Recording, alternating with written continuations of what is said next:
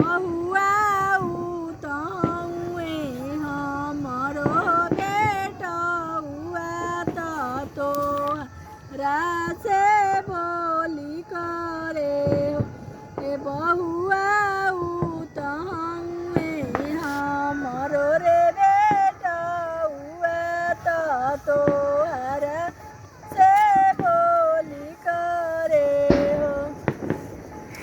मचिया बैठल